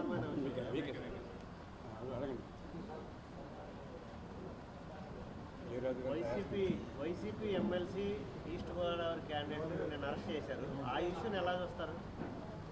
నేను చెప్తున్నాడుగా, మర్డర్ చేశాడు, అరెస్ట్ చేస్తారు. మర్డర్ అని చెప్పేసి అతను ఒప్పుకున్నాడట. వన్ బై వన్ ప్లీజ్, అందరికీ వస్తాయి. వన్ బై వన్ దాని మీద ఏం కామెంట్ చేస్తాం? జరిగిన 3-4 రోజులు జరిగిన నాటకీయ పరిణామం అంటే ఆటోమేటిక్గా అతను ఎమ్మెల్సీ కాబట్టి వెంటనే అపోజిషన్ పార్టీ వాళ్ళు వస్తారు, గొడవ చేస్తారు. న్యాచురల్గా జరిగేవి ఇవన్నీ. ఇందులో పెద్ద కామెంట్ చేయవలసినంత అంశం లేదు. అతను మర్డర్ కేసులో ఇన్వాల్వ్ అయి ఉన్నాడు, అతనే మర్డర్ చేశాడని సర్కమ్స్టెన్సెస్ చెప్తున్నాయి. అతనే కన్ఫెస్ చేశాడన్నారు. ఆ కన్ఫెషన్ నిలబడే కన్ఫెషన్ కాదండి. పోలీసులతోటి ఏం కన్ఫెస్ చేసినా సరే ఎవిడెన్స్ యాక్ట్ ఒప్పుకోదు. అతను మళ్ళీ వచ్చి ఆ సీన్ కాదు అసలు, అది దాన్ని ఎవిడెన్స్ కిందే తీసుకోరు. పోలీసులతో జరిగిన కన్ఫెస్ని ఎవిడెన్స్ కింద తీసుకోరు. కన్ఫెస్ చేశాడని వీళ్ళు అంటున్నారు. ఏదైనా సర్కమ్స్టెన్సెస్ బట్టి డెఫినెట్గా అతనే చంపాడని నమ్మేటువంటి పరిస్థితులు ఉన్నాయి. అతను అరెస్ట్ చేశారు, కేసు ఉంటుంది. అంతకన్నా మనం దాని మీద పెద్ద కామెంట్ ఏం చేయలేము. అరెస్ట్ చేయకపోతే డెఫినెట్గా ఇట్స్ అన్ ఇష్యూ. మనం ఎందుకు చేయలేదని అడగాలి. రామారావు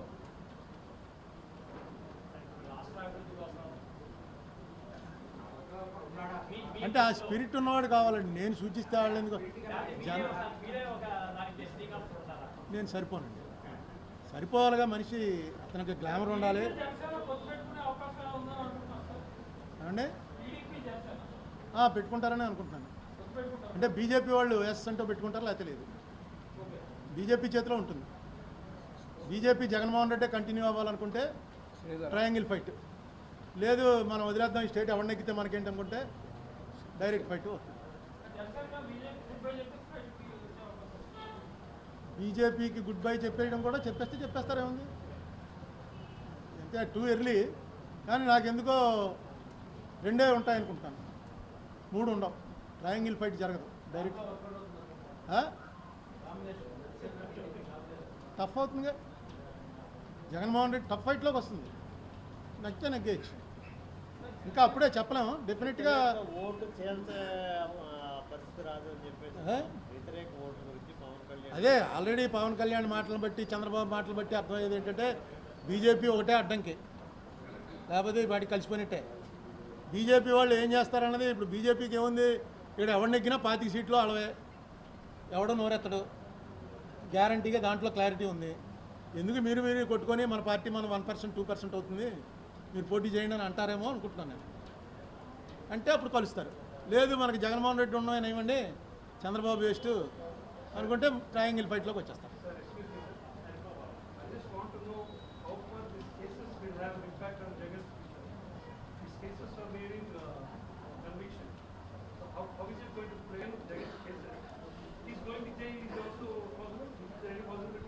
తెలియదండి, ఎందుకంటే నాకున్న అవగాహనలో క్విడ్ ప్రోకో అన్నది ప్రూవ్ అవ్వదు. క్విడ్ ప్రోకో కేసు, ఈడీ కేసులు ఉన్నాయి. ఈడీ కేసుల్లో మీకు అక్కడ చిన్న ఇదేంటంటే ఛార్జ్ షీట్ పెట్టారు ఈడీ కేసులో అంటే కన్విక్షనే. ఈడీ కేసులో ఏమీ నేరం చేయక్కర్లేదండి. మీ అకౌంట్లో ₹1,00,000 ఎక్కడి నుంచి వచ్చాయి అని నోటీస్ ఇస్తారు మీకు. It is your responsibility. Burden of proof lies on the accused, not on the prosecution.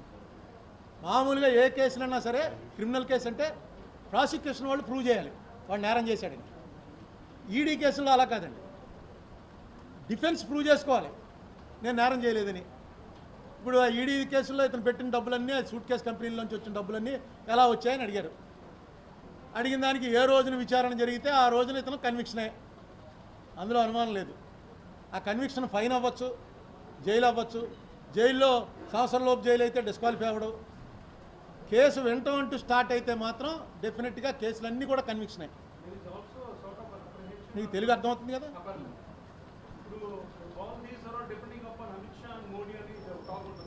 నాకేం కాదు, ఇప్పుడు చట్టం ఆయన ఎందుకన్నాడో కానీ పివి నరసింహారావు చట్టం తన పని తను చేసుకుంటూ పోతుందని, అది పచ్చి ఇదండి. చట్టం ఏం పోతుందో అక్కడే ఉంటుంది చట్టం. గవర్నమెంట్లు చేయాలి, చట్టాన్ని ఇంప్లిమెంట్ చేయవలసిన వాళ్ళు గవర్నమెంట్ తలుచుకుంటే కేసు అవుతుంది, గవర్నమెంట్ తలుచుకోకపోతే అవ్వదు. ఈయన ప్రతిసారి వాయిదా అడుగుతుంటాడు జగన్మోహన్ రెడ్డి. వాళ్ళ ఈడీ వాళ్ళు వచ్చి అబ్జెక్ట్ చేయాలి, ఎన్ని వాయిదాలండి వెంటనే వినాలండి అని. వాళ్ళు చేయలేదనుకోండి కోర్టు వాయిదాలు ఇస్తూనే ఉంటుంది. అదే జరుగుతుంది. వాళ్ళతో బాగున్నంతకాలం ఏమీ జరగదు. అంతే, బాగున్నాడు. ఎవరు ఇంకా వీళ్ళు మారి ఇంకోళ్ళు వచ్చారనుకోండి, వాళ్ళు అసలు కేసులు తీసి పారేస్తారు. వీళ్ళు కనీసం కత్తి పెట్టి ఉంచుతారు మెడ మీద, వాళ్ళు తీసేస్తారు. నెక్స్ట్ నా ఉద్దేశంలో ఈడీ కేసులు కూడా ఫైన్లు పడతాయి, కానీ 2 ఏళ్ళు దాటి కన్విక్షన్ అయ్యి ఈయన పొలిటికల్ లైఫ్ డిస్క్వాలిఫై అయిపోయేంత ఈడీ కేసుల్లో శిక్షలు పడ్డవి నేను చూడలే. మరి మేమీ నాకు అంత పూర్తి అవగాహన లేదు. డెఫినెట్గా ఫైన్ వేస్తారు. Fine 2 times 3 times. మీ దగ్గర ₹1,00,000 పట్టుకుంటే 5 లక్షలు ఫైన్ వేయటం ఇలాంటివి జరుగుతుంటాయి. ఈయన దగ్గర కొన్ని వేల కోట్లు 100 కోట్లు పట్టుకున్నారు. చాలా పెద్ద ఫైన్లే పడతాయి. ఏమండి ఎందుకు చేయరు? భలే బినామీ అన్నది, బినామీ మీ పేరు నేను పెట్టాను అనుకోండి, మీది ఎందుకు జప్తు చేస్తారు? అసలు ఇంకో విషయం మన వాళ్ళు ఎవరికీ తెలియంది, పొలిటీషియన్స్ డబ్బంతా బినామీల పేరు ఉంటుందని అంటుంటారు. మీ పేరు నేను పెట్టాను అనుకోండి, నా పోస్ట్ పోయిన తర్వాత మీరు ఇస్తారు నాకు ₹1,000 అంటారు. అసలు మామూలు ఫోన్ చేస్తే కూడా ఇస్తారు. బినామీలు అంతా ఉత్తిన అనుకోవటానికి తప్ప ఎవడి పేరున పెట్టరు, నీ జాగ్రత్తగా దాచుకుంటారు. Any more questions? ఏమండి ఏం లేదు, ఇందాక చెప్పాను కదా, ముందు విడిపోయినప్పుడు మనకు రావాల్సినవన్నీ రప్పించుకోండి, యాక్ట్ని ఇంప్లిమెంట్ చేయించుకోండి. హైదరాబాద్లో ఉన్న ఆస్తులు దగ్గర ఇప్పుడు మార్కెట్ వాల్యూ చూసుకుంటే 1,00,000 కోట్లు వస్తాయి. అక్కడ అమ్మేయచ్చు, వాళ్ళకే తెలంగాణ గవర్నమెంట్కే అమ్మేయచ్చు. అక్కడ ఉన్న ఆస్తులు అది క్లియర్గా షెడ్యూల్లో పెట్టారు, ఏ ఆస్తులని. 147 ఆస్తులు ఉన్నాయి, పెద్ద పెద్ద ఆస్తులు, మామూలుగా హైదరాబాద్ సిటీలో ఉన్నవే ఉన్నాయి. దాని గురించి నోరెత్తరు ఎవరను. ఏం చేస్తాం, డెవలప్మెంట్కి ఏం చేద్దామని కదా, ముందు రావాల్సిన బాకీలు వసూలు చేసుకోండి. ఆ బాకీలు కూడా వసూలు చేయలేకపోతున్నాం. Last question.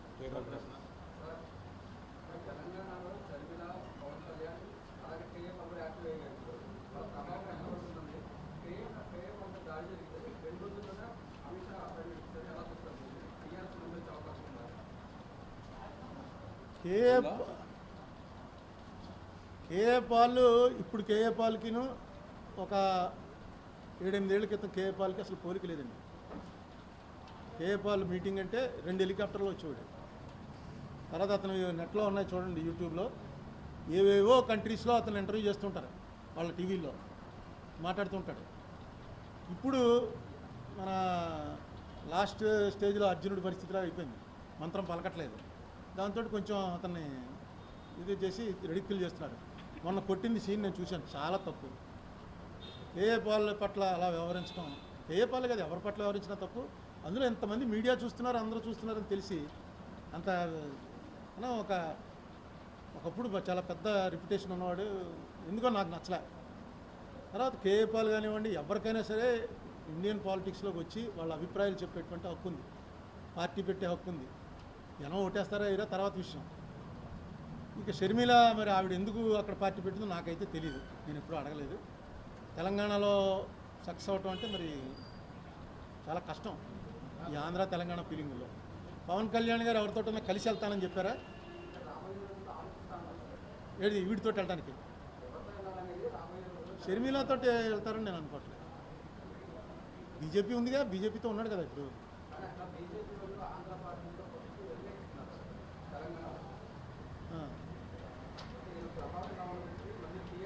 ఏమో మరి పవన్ కళ్యాణ్ గారిది, ఆయన బీజేపీలో చేరిన తర్వాత నేను ఎప్పుడు మాట్లాడలేదు, బీజేపీతో కలిసిన తర్వాత. సో నాకు అంత క్లారిటీ లేదు. ఎనీథింగ్ మే హ్యాపెన్, పెద్ద ఏది మనం ఆశ్చర్యంగా చూడక్కల పాలిటిక్స్లో. నేను 78లో చిక్మగళూరు ఎలక్షన్కి వెళ్ళాను, ఇందిరాగాంధీ పోటీ చేస్తే బాగా తిరిగాం. ఇందిరాగాంధీ నెగ్గింది వీరేంద్ర పాటిల్ మీద. 80 వచ్చేటప్పటికి వీరేంద్ర పాటిల్ ఇందిరాగాంధీ దగ్గర మినిస్టర్. ఆశ్చర్యపోయాం, అప్పట్లో అంత ఇది లేదు.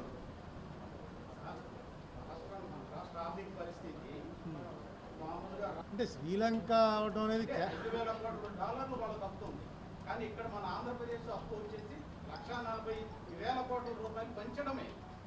ఆర్థికంగా వీళ్ళు వెసులుబాటు చూసుకోవట్లేదు, కానీ పంచాసి అందులో ఉన్నాయి కదా ఒపీనియన్. ఇప్పుడు జగన్మోహన్ రెడ్డి చేస్తుంది, నేను ఇందాకే చెప్పాను, మీరు లేరేమో.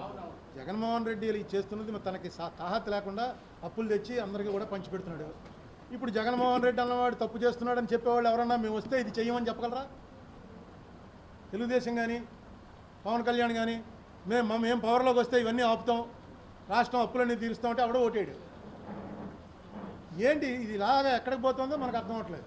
డెఫినెట్గా క్రైసిస్లోకి వెళ్తున్నాం, అందులో అనుమానం లేదు. ఇక్కడికన్నా పెద్ద క్రైసిస్ యూనియన్లో. యూనియన్ ఎక్కడ పోయింది? మొత్తం 70 ఏళ్ళ నుంచి ఎంత తప్పు చేశారో దానికి డబుల్ ఆల్రెడీ చేశారు. ఇతను అట్లీస్ట్ పంచిపెట్టానంటున్నాడు, వీళ్ళు ఏం పంచిపెట్టలే, ట్యాక్సులు పెంచేస్తున్నారు, అన్ని రేట్లు పెంచేశారు, అప్పులు తెచ్చేస్తున్నారు. ఏమవుతుందో తెలియట్లేదు. అడగవలసిన వాళ్ళు ఎవడో అడగడం. 135 లక్షల కోట్ల డాలర్లు ఇవాళ భారతదేశం మీద అప్పున్నాడు. 135 లక్షల కోట్లు. 70 ఏళ్ల క్రితం 2,569 కోట్లు, 70 ఏళ్ల తర్వాత 135 లక్షల కోట్ల రూపాయలు భారతదేశం మీద అప్పున్నాడు. ఇది ఆర్థిక సహాయ మంత్రి రాజ్యసభలో చెప్పిన మాట. మీరే చెప్తున్నారు ఏంటి ఏమవుతుందంటే. Last question. ఈ కేంద్ర విద్యుత్ సంస్కరణలో దాని ప్రభావం ఆంధ్రప్రదేశ్ సంక్షోభం, దీన్ని ఎలా చూస్తారు? అది నాకు అంత సబ్జెక్ట్ మీద అంత అవగాహన లేదు కానండి. విద్యుత్ విషయంలో మన్మోహన్ సింగ్ గారి గవర్నమెంటు అప్పుడు ఉన్నటువంటి కెపాసిటీకి 5 రెట్లు పెంచిందండి. 5 రెట్లు కెపాసిటీ పెంచి వాళ్ళు దిగిపోయే టైంకి వీళ్ళు ఏదో కోల్ పాలసీలో చిన్న తేడా ఏదో చేసి కోల్ పాలసీలో ఏదో తేడా చేశారు. ఆ తేడా వల్ల ఆయన పెంచిన 5 రెట్లు కాకుండా వీళ్ళకి ఫస్ట్ ఇయర్లో వీళ్ళు గవర్నమెంట్ రాగానే లోక్సభలో ఎవరితో క్వశ్చన్కి దాని కన్సర్న్ మినిస్టర్ చెప్పాడు, నీకు ఎంత పవర్ కావాలో చెప్పు, రూపాయికి ఇస్తానని చెప్పాడు. యూనిట్ రూపాయికి అంత ఉంది పవర్, చెప్పు ఎంత కావాలో పవర్ అని. అది 8 ఏళ్లలో ఏ పరిస్థితికి వచ్చిందంటే షార్టేజ్లోకి వచ్చాం. మన స్టేట్లో ఇండస్ట్రియల్ దానికి 2 days అంతా హాలిడే ఇచ్చారట. ఇండస్ట్రియల్ మనకి ఇంట్లో కరెంట్ తీసేసినా పర్లేదు, కానీ ఇండస్ట్రియల్ హాలిడే ఇస్తే మాత్రం జీడిపి టప్పని పడిపోతుందండి. జీడిపి పడిపోతే ట్యాక్స్ కలెక్షన్ పడిపోతుంది, అన్ని రకాలుగా దెబ్బ తగులుతుంది. ఎందుకో మరి అదే దాని మీద కూడా అనేక సార్లు అడిగాను నేను. యూనియన్ గవర్నమెంట్ ఒక వైట్ పేపర్ ప్రకటించాలి. వాళ్ళు సోషల్ మీడియా ద్వారా చెప్తున్నారు మేము చాలా బ్రహ్మాండమైన పరిపాలన చేసామని. అది ఎందుకు విత్ ఫిగర్స్ ప్రజల ముందు పెట్టరో అర్థం అవ్వదు. ఇలాగే పెగాసిస్ డైరెక్ట్ కోర్టులో చెప్పేశారు.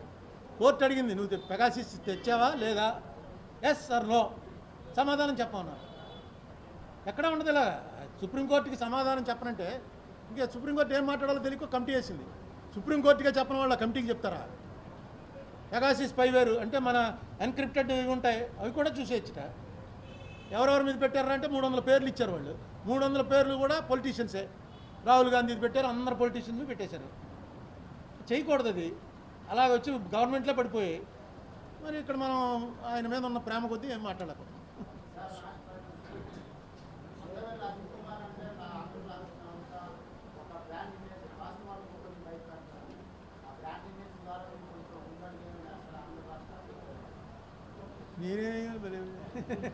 నేను ఇలా మాట్లాడటమే మీతో ఎంతకన్నా ఏం చేస్తాం. సో అది కూడా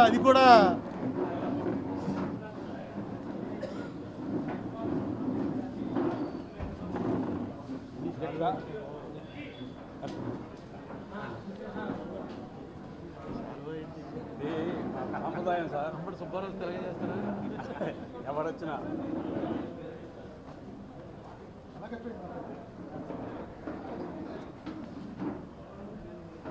ఓన్లీ విజయవాడ రవి గారు ఓన్లీ విజయవాడ ప్రెస్ క్లబ్ శాలివారి 9.